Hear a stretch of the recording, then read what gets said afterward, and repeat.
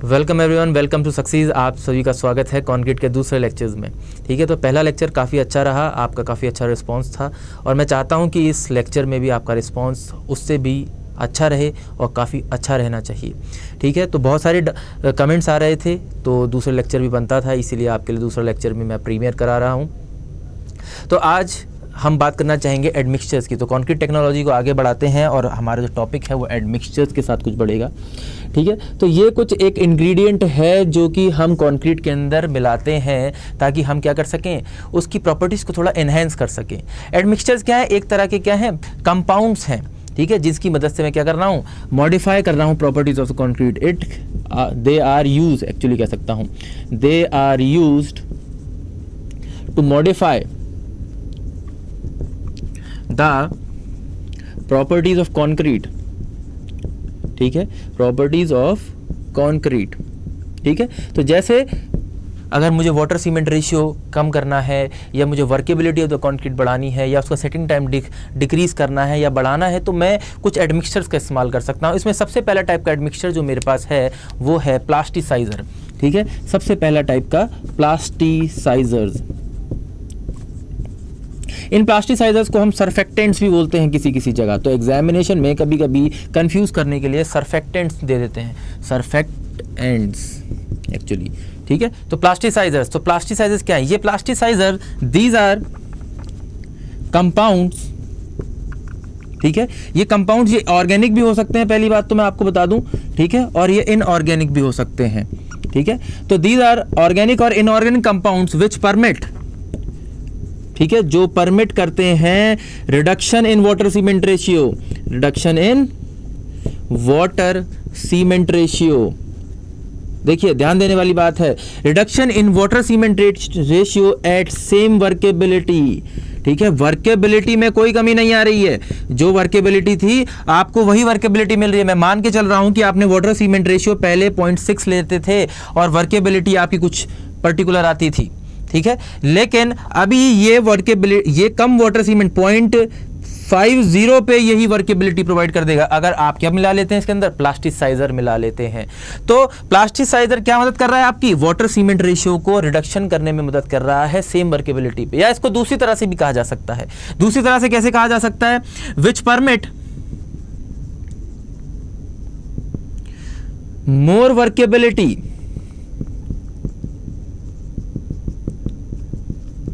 Eight same water cement ratio. Water cement ratio कि भैया अगर आप वाटर सीमेंट रेशियो वही रखना चाहते हैं, रखिए। आप अगर प्लास्टिसाइजर्स का इस्तेमाल करते हैं तो आपको वर्केबिलिटी ज़्यादा मिल जाएगी। तो आप के ऊपर निर्भर करता है कि आप क्या करना चाहते हैं, आप वाटर सीमेंट रेशियो कम करना चाहते हैं या फिर आप वर्केबिलिटी बढ़ाना चाहते हैं। तो बेसिक मुद्दे की बात यह है कि अगर आप प्लास्टिसाइजर का इस्तेमाल करते हैं तो आपका वाटर सीमेंट रेशियो कम हो जाता है और वर्केबिलिटी क्या हो जाती है, कंपैरेटिवली बढ़ जाती है। तो आप चाहें तो एक वर्केबिलिटी के ऊपर ही कम वाटर सीमेंट रेशियो ले सकते हैं और आप ही चाहें तो ज़्यादा वर्केबिलिटी ऑब्टेन कर सकते हैं सेम वाटर सीमेंट रेशियो की। अगर मैं बात कर दूं, एक नॉर्मल आप प्लास्टिसाइजर्स का इस्तेमाल करते हैं तो वाटर सीमेंट रेशियो में जो आपको रिडक्शन देखने को मिलता है ना, तो reduction in water cement ratio जो है लगभग 5 से 15% क्या हो जाता है, रिड्यूस हो जाता है। कितना, 5 से 15%। और दूसरी बात ये भी बता देता हूं कि 5 से 15% तो जो आप वाटर सीमेंट रेशियो बढ़ा रहे हो, स्लंप वैल्यू जो है, स्लंप वैल्यू जो है आपकी लगभग 50 से 150 mm के बीच में बढ़ जाती है। तो आप जानते हैं कि स्लंप, जब मैं आपको बताऊंगा आगे वर्केबिलिटी कैसे मेजर की जाती है कंक्रीट में, तो वहां पे एक स्लंप टेस्ट का इस्तेमाल करता हूं और स्लंप की जो वैल्यू होती है वहां पे उसके बिहाफ पे मैं वर्केबिलिटी ऑफ द कंक्रीट क्या करता हूं, तय करता हूं। तो यहां पे मैं आपको बता दूं कि अगर आप प्लास्टिसाइजर्स का इस्तेमाल करते हैं तो स्लंप वैल्यू भी 50 से 150 mm लगभग क्या हो जाती है, इंक्रीज हो जाती है। मतलब वर्केबिलिटी क्या कर रही है, इंक्रीज कर रही है माय डियर फ्रेंड्स। दूसरी बात, ठीक है, अगर मैं नॉर्मल कंडीशंस में कितना डोज मिलाता हूं प्लास्टिसाइजर का एक कंक्रीट के अंदर, तो मैं आपको बता देता हूं, इन कंक्रीट अबाउट 0.1 to 0.4% आप क्या वेट ऑफ सीमेंट, जितना आप उसके अंदर सीमेंट मिला रहे हैं उस सीमेंट का लगभग 0.1 to 0.4% डोज आप क्या करते हैं, प्रोवाइड करते हैं। और अगर आप ऐसा करते हैं तो आप क्या कर सकते हैं, वर्केबिलिटी ऑफ द कंक्रीट बढ़ा सकते हैं। कुछ एग्जांपल्स भी आपको देना चाहूँगा, ठीक है। एग्जांपल्स की अगर मैं बात करूं तो प्लास्टिसाइजर्स के या फिर मैं कह सकता हूं सरफेक्टेंट्स के कुछ एग्जांपल जो मेरे पास हैं वो हैं लिग्नो सल्फेट्स। इसके अलावा एक एग्जांपल और भी है मेरे पास, कार्बो ऑक्सैलिक एसिड। इसके अलावा मेरे पास एक एग्जांपल और भी है, अगर मैं बात करूं लिग्नोसल्फेट्स, कार्बो ऑक्सैलिक एसिड, पॉलीग्लाइकॉल ईस्टर्स, कार्बोहाइड्रेट्स। ये कुछ एग्जांपल्स हैं किसके, आपके प्लास्टिसाइजर्स के। लेकिन मेरे पास एक एडमिक्सचर और भी है, अगर आप चाहें तो वर्केबिलिटी और इंक्रीज कर सकते हैं। और वो कैसे कर सकते हैं, आप सुपर प्लास्टिसाइजर का इस्तेमाल कर सकते हैं।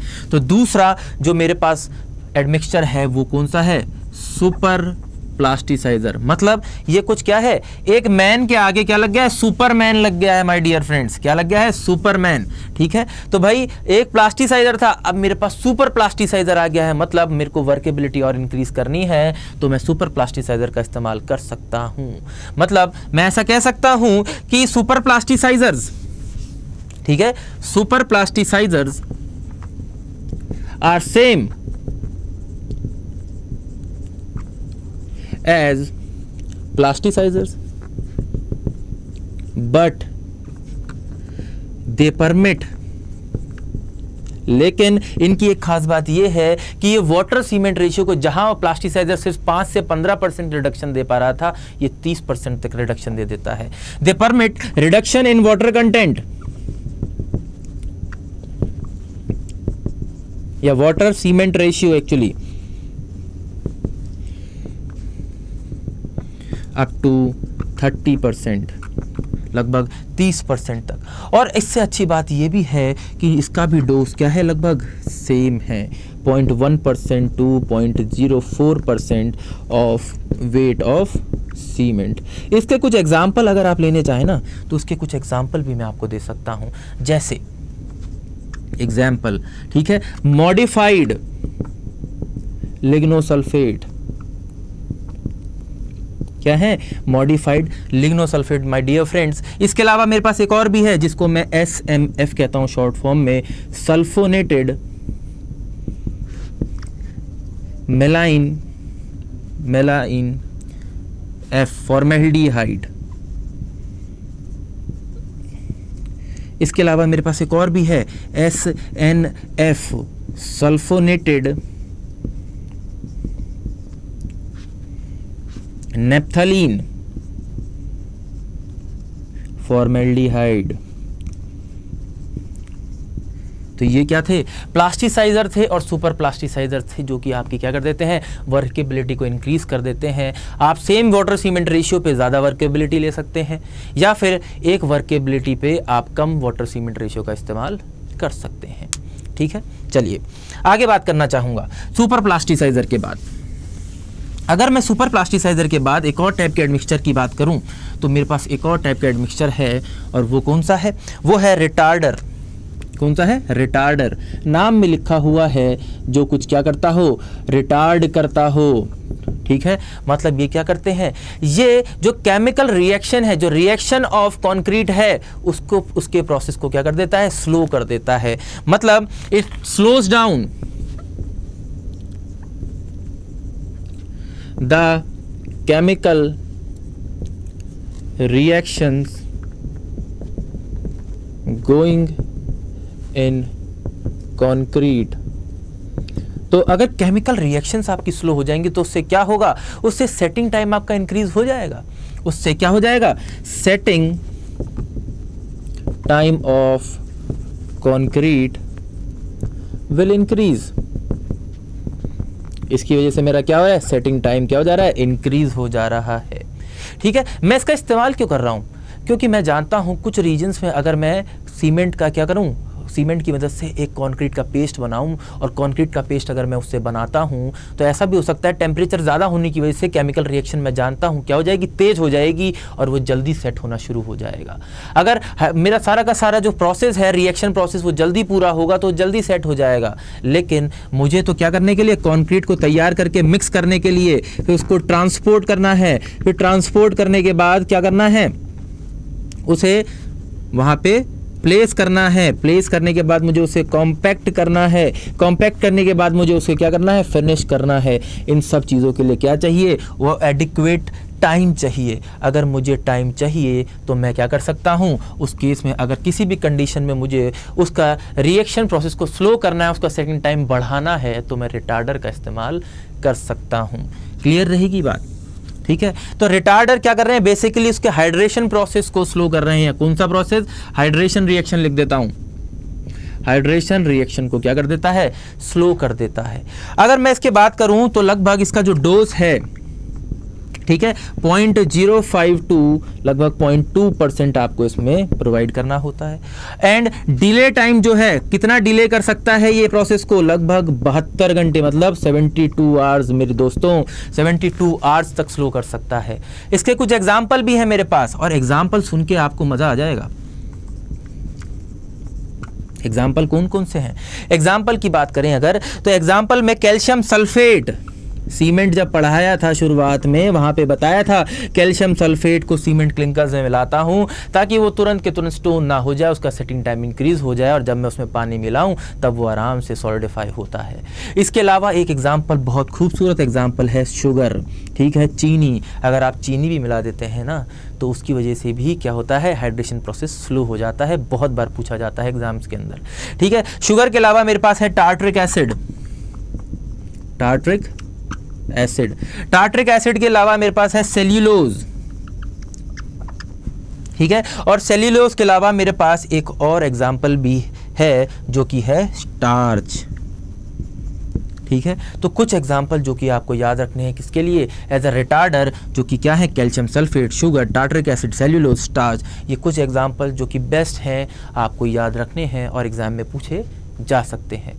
अगर ये तो बात हो गई कि भाई मुझे जब स्लो करना हो, जब मुझे क्या करना हो, एक्सेलरेट करना हो, तो मैं किसका इस्तेमाल कर लूँगा, एक्सेलरेटर्स का इस्तेमाल कर लूँगा। नेक्स्ट एडमिक्सचर की मैं बात करना चाहता हूँ, और वो क्या है, एडमिक्सचर। एडमिक्सचर की अगर मैं बात करूँ, ठीक है, तो बात कर सकते हैं जो rate of development of strength को इंक्रीज कर देता हो, ठीक है। कभी कभी मैं क्या चाहता हूँ कि भैया मेरा काम क्या हो जाए, जल्दी हो जाए, ठीक है, क्योंकि मैं कंक्रीट से क्या चाहता हूँ, ये अपनी जगह पे फिक्स होके इसका जो rate of development of strength है, अगर ये काम 3 दिन में कर रहा है, 1 ही दिन में कर दे।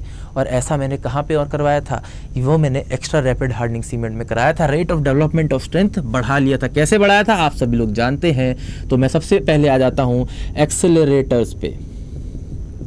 अगर मैं एक्सेलरेटर्स की बात करूँ तो accelerators increase the rate of development of strength, ठीक है, rate of development of strength क्या कर देते हैं, ये बढ़ा देते हैं माय डियर फ्रेंड्स। और अगर rate of development of strength क्या कर जाए, इंक्रीज कर जाती है, ठीक है, तो किसकी मदद से, भैया आपको कहाँ चाहिए ये, ठीक है, ये वहाँ पे चाहिए जहाँ पे आपको क्या करना हो, प्री फैब्रिकेटेड वर्क करना हो। क्योंकि जब मैं प्री फैब्रिकेटेड वर्क करूंगा तो मैं क्या करूंगा, पहले से वो कंपोनेंट तैयार कर लूंगा फैक्ट्री के अंदर या अपनी साइट के ऊपर, और उसके बाद मैं उसे जाके सीधे इंस्टॉल करूंगा। जब इंस्टॉल में क्यों कर रहा हूं, ताकि मैं स्पीडी कंस्ट्रक्शन कर सकूं। तो दूसरी तरह से मैं कह सकता हूं कि वहां जहां पे स्पीडी कंस्ट्रक्शन की जरूरत हो वहां पे इसका इस्तेमाल किया जा सकता है, ठीक है। तो मैं तो यही चाहता हूं ना कि जो मैं पहले से प्रिपेयर कर रहा हूं जल्दी से जल्दी प्रिपेयर करूं, अपनी स्ट्रेंथ गेन कर ले और मैं उसे इंस्टॉल कर दूं। तो वहां पे मैं एक्सेलरेटर्स का इस्तेमाल कर सकता हूं, जहां पे मुझे rate of development of strength क्या चाहिए, कंपैरेटिवली ज्यादा चाहिए, ठीक है। तो pre fabricated construction, speedy construction, pavement जहां पे रोड वगैरह का काम हो रहा है, ठीक है, क्योंकि मैं जानता हूं, ठीक है, जहां पे इमरजेंसी वर्क हो रहा हो, इमरजेंसी वर्क में कर सकता हूं, पेवमेंट कंस्ट्रक्शंस में इसका इस्तेमाल कर सकता हूं। तो ये कुछ एग्जांपल्स हैं जहां पे मैं इसका इस्तेमाल कर सकता हूं। अगर मैं बात करूं तो भैया इसका जो नॉर्मल डोज है ना, वो लगभग आपका कितना रहेगा, 0.1 to 0.2%। 0.1 से लेके 0.2% तक लगभग आप इसका क्या कर सकते हैं, इस्तेमाल कर सकते हैं। और अगर आप नॉर्मल डोज इसका इस्तेमाल करते हैं तो एक्सेलरेटर का एक बहुत अच्छा एग्जाम्पल ये बन जाता है। इसके एग्जाम्पल्स की बात करूँ अगर, तो इसके एग्जाम्पल्स हैं जैसे कि एक्स्ट्रा रैपिड हार्डनिंग सीमेंट में आपने इस्तेमाल किया था एग्जाम्पल, ठीक है। एग्जाम्पल जैसे मेरे पास क्या हो सकते हैं, एक्स्ट्रा रैपिड हार्डनिंग सीमेंट में मैंने कैल्शियम किसका इस्तेमाल किया था, क्लोराइड का इस्तेमाल किया था। क्लोराइड वहाँ पे क्या किया था, जैसे ही मैंने नॉर्मल कंडीशन में calcium chloride rapid hardening cement के क्लिंकर से मिलाया, उसकी rate of development of strength increase कर गई थी, यही हुआ था। तो मेरे पास एग्जाम्पल पहले से एक प्रेजेंट है कैल्शियम क्लोराइड। इसके अलावा मेरे पास कुछ एग्जाम्पल और भी हैं कैल्शियम क्लोराइड के अलावा, जो कि हैं सिलिकेट, ठीक है। सिलिकेट के अलावा मेरे पास एग्जाम्पल है फ्लोरोसिलिकेट, फ्लोरोसिलिकेट, ठीक है। तो सिलिकेट जिसको पता है उसको याद रहेगा कि साथ में फ्लोरोसिलिकेट भी है। तो एग्जाम्पल 3 आपके पास ऑलरेडी आ चुके हैं। एक है मेरे पास ट्राई इथेनॉल, ये भी एक बहुत बढ़िया एग्जाम्पल है और एग्जाम में पूछा जा सकता है। और लास्ट, ठीक है, एक एग्जाम्पल और देना चाहूँगा, अच्छा ये इसी के साथ है, ट्राई इथेनॉल अमीन, ठीक है। चलो, तो ये एग्जाम्पल है कुछ किसके, एक्सेलरेटर के। अभी मेरे पास एक एडमिक्सचर और भी बचा है, और वो एडमिक्सचर बहुत खूबसूरत, बहुत बढ़िया एडमिक्सचर है, जिसका इस्तेमाल मैं वर्केबिलिटी बढ़ाने के लिए कर सकता हूँ, ठीक है। उससे भी मैं वर्केबिलिटी बढ़ा सकता हूँ, और जिसे मैं कहता हूँ एयर एंट्रेनिंग एडमिक्सचर। क्या है, एयर एंट्रेनिंग एडमिक्सचर। अभी देखिए, जब मैं वापस चले जाता हूँ प्लास्टिसाइजर्स पे, देखिए प्लास्टिसाइजर्स के बारे में एक बात मैं आपको और बता देता हूँ। ये जो प्लास्टिसाइजर्स थे ना, ये क्या करते थे, ये डीफ्लॉक्यूलेटिंग एजेंट की तरह काम करते थे। मतलब इसका मतलब क्या है कि भैया, जब आपने सीमेंट के कई सारे पार्टिकल्स थे, ठीक है, एक साथ चिपके हुए थे, इनके पार्टिकल्स के बीच में फ्रिक्शन डेवलप हो रहा था, आसानी से मैं इस पे काम नहीं कर पा रहा था। वर्केबिलिटी बढ़ाने के लिए मुझे क्या करना था, इनके बीच का कांटेक्ट खत्म करना था। इनके बीच का कांटेक्ट कैसे खत्म कर सकता हूं, या तो इसमें पहले से खत्म हो, या मैं कर सकता हूं इसमें एक डीफ्लॉक्यूलेटिंग एजेंट मिला दूं। डीफ्लॉक्यूलेटिंग एजेंट मिला दूंगा तो ये क्या करेगा, ये इनके बीच का कांटेक्ट तोड़ देगा। जैसे इनके बीच का कांटेक्ट टूटेगा, ठीक है, तो टूटने पे फ्रिक्शन कम हो जाएगा, क्योंकि कांटेक्ट सरफेस क्या है, कम है, तो इनकी वर्केबिलिटी अपने आप क्या करने लग जाती है, बढ़ने लग जाती है। तो एग्जाम में एक बहुत कंसेप्चुअल क्वेश्चन पूछा जा सकता है कि plasticizers act as an deflocculating agent, आपका आंसर होगा वहाँ पे। लेकिन अगर मैं एयर एंट्रेनिंग एडमिक्सचर्स की बात करूँ ना, तो एयर एंट्रेनिंग एडमिक्सचर जो है ना, ये क्या करते हैं, एयर बबल्स को ट्रैप कर लेते हैं, ठीक है। भाई सीमेंट के पार्टिकल्स थे, ये पास पास पास पास, ठीक, इन्होंने क्या करा, इसमें एयर बबल कैद कर लिए, ठीक है, आपने इसके अंदर मिलाया, ठीक है, और मैं मान लेता हूँ ये एयर बबल्स कैद कर लिए जैसे ही आपने एयर एंट्रेनिंग एडमिक्सचर इसके अंदर मिलाया। अभी क्या करेंगे, ये जो एयर एंट्रेनिंग, अब आप जानते हैं एयर में फ्रिक्शन क्या होती है, कम होती है, तो ये क्या करेंगे ना, फ्री बॉल्स की तरह काम करेंगे। किसकी तरह, फ्री बॉल्स की तरह, ठीक है, जिनमें फ्रिक्शन क्या होगा, कम होगा। जब फ्रिक्शन कम होगा तो वर्केबिलिटी क्या होगी, ज़्यादा होगी, ठीक है। तो air entraining mixtures are used to improve, या फिर मैं कह सकता हूं इंक्रीज वर्केबिलिटी ऑफ कंक्रीट की वर्केबिलिटी बढ़ाने के लिए क्या करते हैं, काम आ जाते हैं। बात समझ में आ रही होगी। इसके कुछ एग्जाम्पल भी हैं मेरे पास। अगर मैं इसके एग्जाम्पल्स की बात करूं, स्टारिक एसिड बहुत बढ़िया एग्जाम्पल, ओलिक एसिड, ये कहीं सुने लग रहे हैं, कहाँ पे सुने थे आपने, ये वहाँ पे सुने थे जहाँ पे हमने हाइड्रोफोबिक सीमेंट की बात की थी, जब आपको क्या करना था, मॉइस्चर से कांटेक्ट ख़त्म करना था, ठीक है। तो वहाँ पे इनका एग्जाम्पल्स इसी फॉर्म में इस्तेमाल किया गया था। एक एग्जाम्पल और भी दे देता हूँ, हाइड्रोजन परऑक्साइड,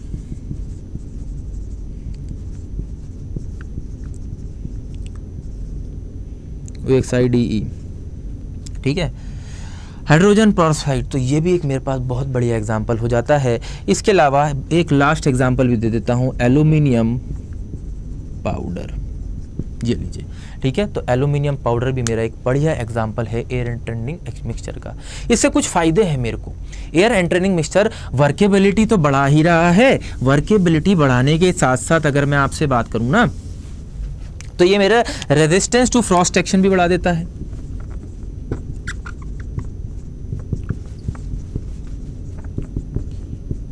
मतलब फ्रॉस्ट एक्शन से भी रेजिस्टेंस बढ़ा रहा है, ये तो और भी बढ़िया एडमिक्सचर है। साथ में ये मेरा resistance to segregation and bleeding भी बढ़ा देता है। Resistance to segregation and bleeding increase कर देता है।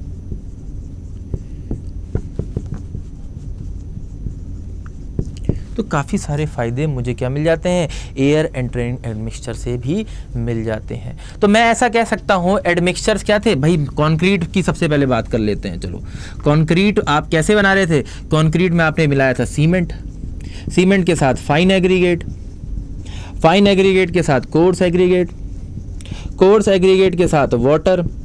4 इंग्रेडिएंट तो पहले से ही थे ना, आपने इसके अंदर एक 5वां इंग्रेडिएंट मिक्स कर सकते हैं जो कि क्या है, एडमिक्सचर है। तो हम कह सकते हैं कि 5th ingredient of concrete is admixture. तो एक ये 5वां इंग्रेडिएंट है जो कि कंक्रीट में मिलाया जा सकता है। तो आप जानते हैं हर एक जो भी इंग्रेडिएंट मैं क्या कर रहा हूँ, कंक्रीट के अंदर मिला रहा हूँ और उसको मिला के मैं एक मिक्सचर तैयार करूंगा जिसे मैं कंक्रीट बोलूंगा। कंक्रीट की प्रॉपर्टीज की भी बात कर लेते हैं। अब बात शुरुआत से हम कंक्रीट की करेंगे, कंक्रीट की करेंगे, कर ही रहे हैं, तो आप कंक्रीट पे आ जाते हैं क्योंकि अब हम जितने भी इंग्रेडिएंट्स हैं सबकी प्रॉपर्टीज को अच्छी तरह से जानते हैं। तो कंक्रीट पे आ जाते हैं। चलिए, बहुत बढ़िया, ठीक है। तो कंक्रीट की बात करेंगे। तो कंक्रीट की बात करना चाहूँगा। पहली बात तो मैं बता देता हूँ, कंक्रीट को मैं कई तरह से क्लासिफाई कर सकता हूँ। कंक्रीट को क्लासिफाई कर सकता हूँ पहले उसकी स्ट्रेंथ के बेसिस पे, classification on the basis of strength, ठीक है भैया। देखो, स्ट्रेंथ अगर 20 kilo newton per metre square, actually metre square, newton per mm square, actually दोबारा करते हैं यार, दोबारा शुरू करते हैं, ठीक है। Classification on the basis of strength, ठीक है। जो स्ट्रेंथ है वो अगर less than 20 Newton per mm square से कम होती है तो वो लो स्ट्रेंथ कंक्रीट कहलाता है। कौन सा, लो स्ट्रेंथ। अगर वो स्ट्रेंथ 20 से 40 न्यूटन पर mm स्क्वायर के बीच में होती है तो वो मीडियम स्ट्रेंथ कंक्रीट कहलाता है। कौन सा, मीडियम स्ट्रेंथ। और अगर ये greater than 40 Newton per mm square से ज़्यादा हो जाती है तो ये हाई स्ट्रेंथ कंक्रीट कहलाता है। ये तो मैंने स्ट्रेंथ के बेसिस पे क्लासिफाई कर लिया। मैं इसको यूनिट वेट के बेसिस पे भी कर सकता हूँ क्लासिफाई। कैसे, ठीक है। यूनिट वेट के बेसिस पे अगर मैं क्लासिफाई करूँ तो यूनिट वेट के बेसिस पे, यूनिट वेट, चलो ठीक है। अब यूनिट वेट की अगर मैं बात करूँ, यूनिट वेट क्या होता है, वेट पर यूनिट वॉल्यूम, ठीक है, आप सभी लोग जानते होंगे, ठीक है।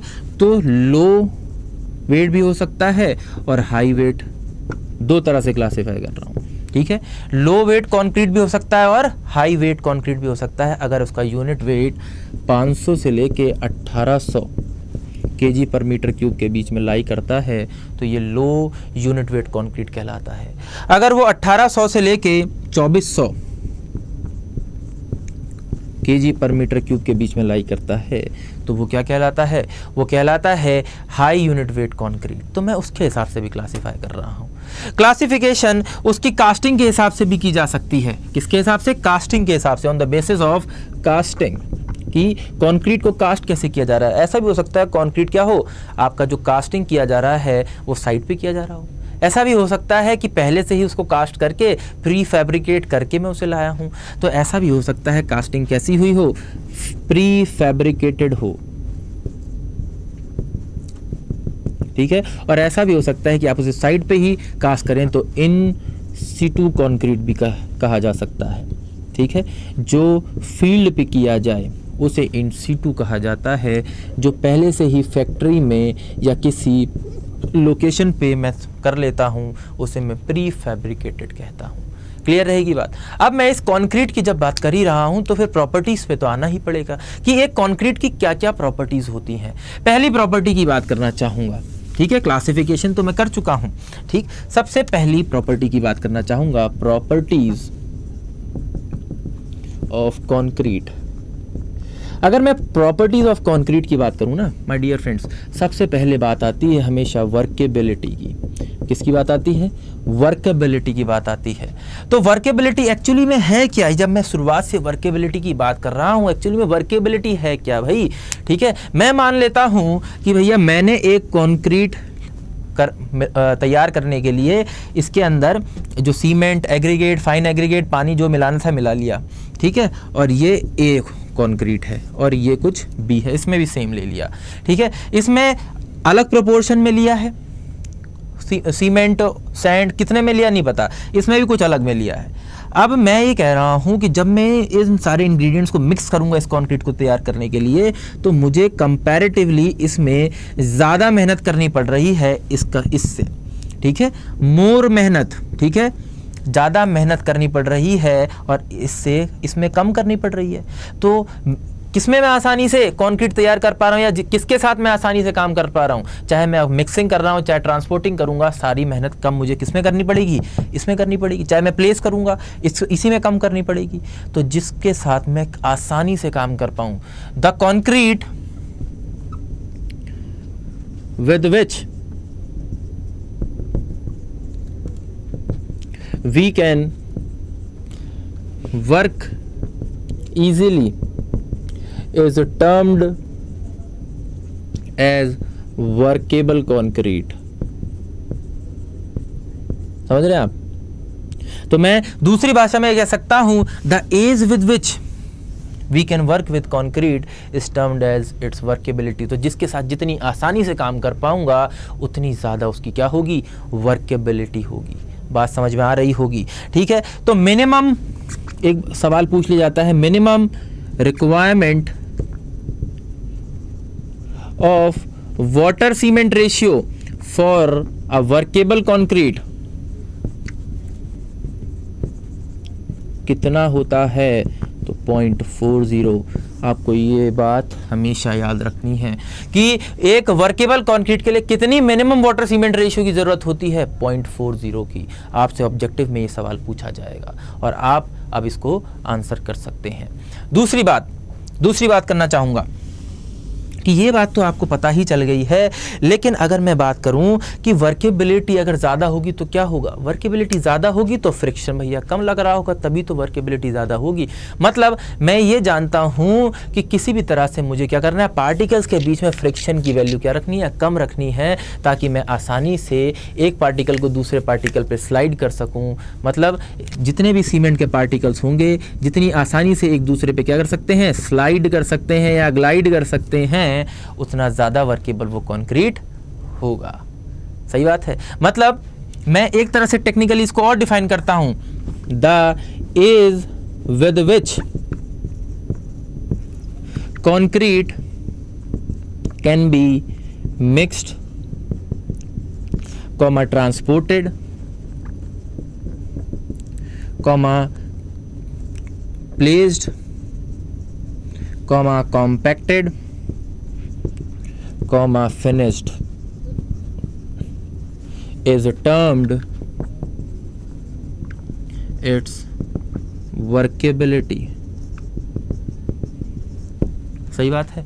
वो उसकी क्या कहलाएगा? वर्केबिलिटी कहलाएगा कि जितनी आसानी से मैं उस कंक्रीट को पहले मिक्स कर सकूं, मिक्स करने के बाद उसे साइड पे भेज सकूं, भेजने के बाद उसे उस जगह पे लगा सकूं, लगाने के बाद वहां पे कॉम्पैक्ट कर सकूं और उसके बाद उसको फिनिश कर सकूं, उसको फिनिशिंग प्रोवाइड कर सकूं, उसी को मैं कह सकता हूं उसकी क्या होगी? वो वर्केबिलिटी होगी।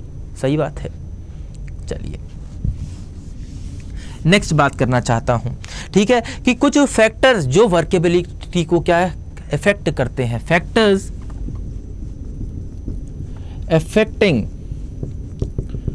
वर्केबिलिटी। कौन कौन से ऐसे फैक्टर्स हैं और वो किस तरह से उस वर्केबिलिटी को क्या करते हैं, इफेक्ट करते हैं। सबसे पहले बात करना चाहूँगा वाटर कंटेंट की। किसकी? वाटर कंटेंट की। तो मैं आपको बता दूं, जैसे जैसे आप वाटर कंटेंट क्या करते हैं, इंक्रीज करते हैं, वर्केबिलिटी ऑफ कंक्रीट भी क्या करती रहती है, इंक्रीज करती रहती है। एक बात। दूसरी बात मैं आपको बता देता हूं, क्योंकि भैया जब वाटर कंटेंट बढ़ाओगे उस पेस्ट के अंदर, जो कि कंक्रीट आप बना रहे हो, कंक्रीट का एक पेस्ट है, एक मिक्सचर है, ठीक है, जिसमें कई सारे इंग्रेडिएंट्स आपने मिला रखे हैं। जब वाटर के पार्टिकल्स के अंदर ज़्यादा होने लग जाएंगे तो वो आसानी से क्या कर पाएंगे, सीमेंट के पार्टिकल को, फाइन एग्रीगेट के पार्टिकल को, कोर्स एग्रीगेट के पार्टिकल को लुब्रिकेट कर पाएंगे। और जब लुब्रिकेशन इफेक्ट बढ़ेगा ना, तो फ्रिक्शन अपने आप कम होने लग जाएगा और वर्केबिलिटी आपकी क्या करने लग जाएगी, बढ़ने लग जाएगी। क्योंकि आप जानते हैं फ्रिक्शन क्या है, इन्वर्सली प्रोपोर्शनल है वर्केबिलिटी के, ठीक है। जैसे जैसे फ्रिक्शन कम होगा वैसे वैसे वर्केबिलिटी बढ़ने लग जाएगी। लेकिन एक दिक्कत ये होगी, आप वाटर कंटेंट जब बढ़ाएंगे तो वाटर सीमेंट रेशियो भी बढ़ेगा भाई। और जब वाटर सीमेंट रेशियो बढ़ता है ना, तो सीधी बात ये है कि वर्केबिलिटी जो है ना, ठीक है, सॉरी स्ट्रेंथ जो है वो कंक्रीट की कम होती है।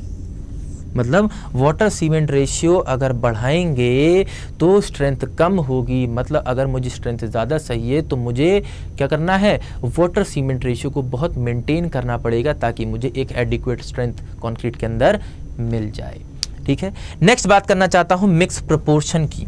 वाटर कंटेंट की तो बात कर ली मैंने, लेकिन मैं अब मिक्स प्रोपोर्शन की बात करना चाहता हूँ।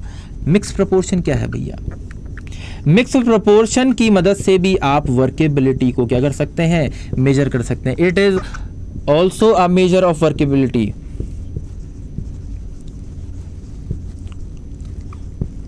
और इसमें मैं किसकी बात करता हूं, एग्रीगेट सीमेंट रेशियो की। किसकी बात करता हूं, एग्रीगेट सीमेंट रेशियो की भैया। अब मान लेते हैं कि एग्रीगेट सीमेंट रेशियो क्या हुआ, अगर ज्यादा हुआ, ठीक है, if more cement aggregate cement ratio, अगर ये ज्यादा हुआ तो कंक्रीट कैसा होगा, कंक्रीट विल बी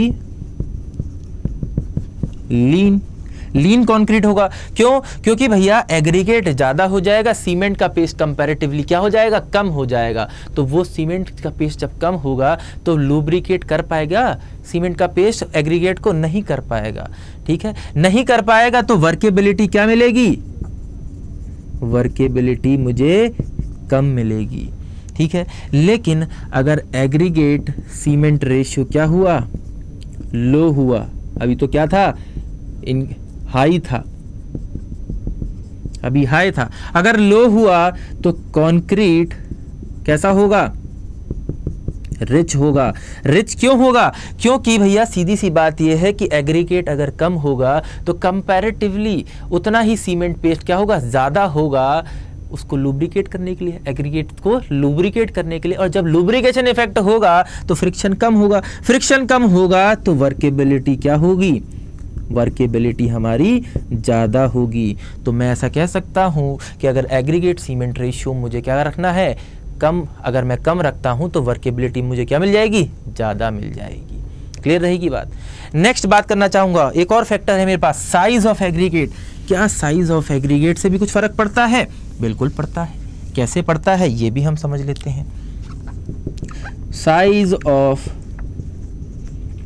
एग्रीगेट, अगर मैं साइज ऑफ एग्रीगेट की बात करूं ना, तो साइज ऑफ एग्रीगेट की जब मैं बात करता हूं, मैं मान लेता हूं साइज क्या है एग्रीगेट का, ज़्यादा है। ये लो, अगर साइज ज़्यादा होगा तो उस जिसका साइज जितना ज़्यादा होगा एग्रीगेट का, उसका सरफेस एरिया उतना कम होगा। सही बात है, सरफेस एरिया कम होगा तो वर्केबिलिटी ज़्यादा मिलेगी। अगर साइज कम कर दूं, साइज कम कर दूंगा तो सरफेस एरिया बढ़ जाएगा ना, सरफेस एरिया बढ़ जाएगा। कैसे बढ़ जाएगा समझ लेते हैं। भाई एक बड़े साइज का एग्रीगेट था, तोड़ देता हूँ छोटे छोटे हिस्सों में। भाई बड़े से ही तो तोड़ तोड़ के छोटे छोटे एग्रीगेट बनाऊंगा। अब जब तोड़ तोड़ के अलग अलग निकाल लूंगा तो टोटल सरफेस एरिया जो होगा, अब अंदर का ये जो सरफेस ये निकल के क्या हो जाएगा, सरफेस बन जाएगा, ये भी सरफेस बन, तो सरफेस एरिया क्या हो जाएगा, इंक्रीज हो जाएगा, हो रहा है ना इंक्रीज। और सरफेस एरिया इंक्रीज हो गया तो उतना ही पेस्ट ज़्यादा एरिया को लुब्रिकेट करने के लिए चाहिए होगा, और ज़्यादा को नहीं कर पाएगा तो ये फ्रिक्शन ज़्यादा होगा, फ्रिक्शन ज़्यादा होगा तो वर्केबिलिटी कम होगी, वर्केबिलिटी कम होगी। तो आपको इस बात का भी ध्यान रखना है कि अगर वर्केबिलिटी ज़्यादा चाहिए तो का छोटे साइज़ का एग्रीगेट इस्तेमाल करेंगे, और अगर वर्केबिलिटी कम, अगर वर्केबिलिटी ज़्यादा चाहिए तो साइज़ ज़्यादा बड़ा होना चाहिए। ठीक है, इतना ज़्यादा बड़ा भी नहीं कि आप पूरा बड़े बड़े चट्टान डाल दो उसके अंदर, नहीं, ऐसा नहीं करना है। ठीक है, साइज ऑफ एग्रीगेट की भी बात हो गई, शेप की भी बात कर लेते हैं जब साइज की बात की है। शेप ऑफ एग्रीगेट, देखिए साइज और शेप की अगर मैं बात बता दूं तो जिसने मेरे सॉइल इंजीनियरिंग के लेक्चर्स देखे हैं ना, उसको वहाँ पे शेप एंड साइज़ का पूरा अंदाज़ा लग जाएगा, क्योंकि वहाँ पे शेप, साइज़, कितना साइज़ होता है, कितना नहीं होता है, क्या प्रॉपर्टीज़ होती है, सब की बात की गई है। तो जिसने सॉइल इंजीनियरिंग नहीं देखी है वो देख ले, वहाँ पे पूरा कंसेप्ट आपको डिटेल में क्लियर हो जाएगा। ठीक है, चलिए यहाँ पे शेप ऑफ एग्रीगेट की अभी बात कर लेता हूँ डायरेक्ट वे में। ठीक है, शेप देखिए एंगुलर भी हो सकता है, सर्कुलर भी हो सकता है। अब दो एंगुलर को मैं एक साथ लगाऊं तो सरफेस एरिया कंपैरेटिवली कांटेक्ट में ज़्यादा होता है, सरफेस एरिया कांटेक्ट क्या होगा, हाई होगा, और इस केस में सरफेस एरिया कांटेक्ट क्या होगा, लो होगा, क्योंकि भाई दो सर्कुलर को एक साथ जोड़ूंगा तो सिर्फ इतना, ठीक है, एक पर्टिकुलर पॉइंट पे बस मिलेंगे। तो जब एक दूसरे के बीच में एरिया ऑफ कांटेक्ट कम होगा तो भैया फ्रिक्शन भी तो कम होगा, और फ्रिक्शन कम होगा, ठीक है, तो भैया वर्केबिलिटी भी तो क्या होगी, ज़्यादा होगी ना। तो हमें तो क्या चाहिए, ज़्यादा चाहिए। और इसमें एक खास बात एंगुलर में ये मिल जाती है कि भैया एंगुलर एग्रीगेट में इंटरलॉकिंग भी तो हो रही है, इंटरलॉकिंग ज़्यादा होगी, इंटरलॉकिंग भी हो जाएगी, सरफेस एरिया कांटेक्ट में ज़्यादा होगा तो फ्रिक्शन भी ज़्यादा होगा, फ्रिक्शन ज़्यादा है, इंटरलॉकिंग ज़्यादा है तो भैया स्ट्रेंथ ज़्यादा मिलेगी अच्छी। अगर कंक्रीट में स्ट्रेंथ ज़्यादा अच्छी चाहिए ना तो एंगुलर एग्रीगेट का इस्तेमाल करूँगा, वर्केबिलिटी ज़्यादा चाहिए होगी तो भैया मैं सर्कुलर एग्रीगेट का इस्तेमाल करूंगा। सही बात है, तो मैं एंगुलर एग्रीगेट का भी इस्तेमाल कर सकता हूं, सर्कुलर का भी इस्तेमाल कर सकता हूं, डिपेंडिंग अपॉन द प्रॉपर्टी, मुझे उससे क्या चाहिए। ठीक है, दूसरी बात मैं टेक्सचर की भी करूंगा। जब मैंने शेप की बात करी, साइज की बात करी, तो टेक्सचर की भी बात होनी चाहिए, टेक्सचर के साथ नाइंसाफी नहीं कर सकता मैं। ठीक है, तो टेक्सचर की भी बात कर लेता हूं। भाई टेक्सचर स्मूथ चाहिए कि रफ चाहिए, ठीक है, टेक्सचर देखिए जो एग्रीगेट है ना उसका सरफेस स्मूथ भी हो सकता है, रफ भी हो सकता है। सही बात है, अभी स्मूथ होगा तो आसानी से फिसल जाएगा। एक बार अपने घर में फर्श हो जो बिल्कुल स्मूथ, उस पर भाग के देखो, ठीक है, तो फ्रिक्शन क्या मिलेगा आपको, ठीक है, वहाँ पे आप देखेंगे आसानी से आप नहीं रुक पाते हैं। जब एक रफ सरफेस होता है उस पर आसानी से रुक पाते हैं। ठीक है, मतलब स्मूथ ज़्यादा होगा तो वर्केबिलिटी ज़्यादा होगी, रफ के केस में वर्केबिलिटी कम होगी। सही बात है, तो मैं टेक्सचर की भी बात कर चुका हूं, शेप की भी बात कर चुका हूं, साइज की भी बात कर चुका हूं, लास्ट में ग्रेडेशन की भी बात करना चाहूँगा। भैया ग्रेडेशन कैसा होना चाहिए, तो मैंने आपको सॉइल इंजीनियरिंग में बताया है कि भैया ये जो हो सकता है ना, वेल ग्रेडेड भी हो सकता है, ये यूनिफॉर्मली ग्रेडेड भी हो सकता है, यूनिफॉर्मली ग्रेड के अलावा ये गैप ग्रेड भी हो सकता है। ये होते क्या हैं एक बार शॉर्ट में डिस्कस कर लेता हूँ। वेल ग्रेडेड वो होते हैं जिसमें लगभग हर साइज के पार्टिकल प्रेजेंट हो, लगभग हर साइज के पार्टिकल प्रेजेंट हो। यूनिफॉर्मली ग्रेड वो जिसमें लगभग एक ही साइज के पार्टिकल प्रेजेंट हो, और गैप ग्रेड वो जिसमें अलग अलग साइज के पार्टिकल प्रेजेंट हो, कोई बीच की अलग रेंज गायब भी हो सकती है। तो भाई मैं तो वो इस्तेमाल करूंगा जिसमें लगभग हर साइज के पार्टिकल प्रेजेंट हो। क्यों? क्योंकि मुझे स्ट्रेंथ अच्छी चाहिए, वर्केबिलिटी भी अच्छी चाहिए।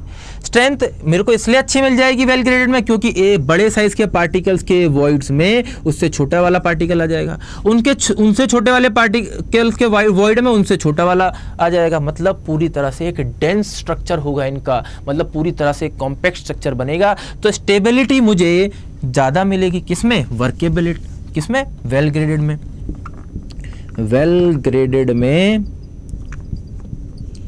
वेल ग्रेडेड अगर होता है तो स्टेबिलिटी ज़्यादा है। स्टेबिलिटी ज़्यादा है मतलब स्ट्रेंथ भी ज़्यादा है।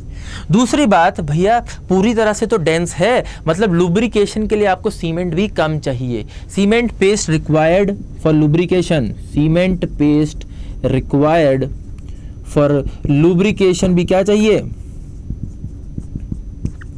लो, कम चाहिए। तो मतलब कि भैया लुब्रिकेशन के लिए कम चाहिए है, तो कम में ही काम हो जा रहा है, कम में ही काम हो जा रहा है, ठीक है। तो भैया वर्केबिलिटी कंपैरेटिवली ज़्यादा मिल जाएगी, ठीक है। तो स्ट्रेंथ भी अच्छी मिल रही है, वर्केबिलिटी भी अच्छी मिल रही है वेल ग्रेडेड के केस में, एक ये भी अच्छी बात है, ठीक है। तो ग्रेडेशन के हिसाब से भी देख लिया, ठीक है। और अगर आप थोड़ी सी और चाहें बढ़ाना तो भाई वर्केबिलिटी आपके पास एक तरीका और भी है, जो कि आज के लेक्चर में ही सबसे पहले आपने देखा था। क्या था? कि आप उसमें एडमिक्सचर मिला लो। कौन कौन से एडमिक्सचर मिला सकते हो भैया? प्लास्टिसाइजर मिला सकते हो, सुपर प्लास्टिसाइजर भी मिला सकते हो, क्योंकि दोनों workability same water cement ratio पे बढ़ा रहे थे। और एक क्या था? एयर एंट्रेनिंग एडमिक्सचर भी थे। तो जो मन में आए वो मिला लो, सही बात है। तो इसका इस्तेमाल, तो ये कुछ वर्केबिलिटी क्या होती है और किन किन फैक्टर्स पे वो डिपेंड करती है, किस तरह से करती है, क्या बढ़ा दूं क्या घटा दूं कि वर्केबिलिटी बढ़ जाए या घट जाए, ये सारी बातें अब आपको क्लियर है, ठीक है।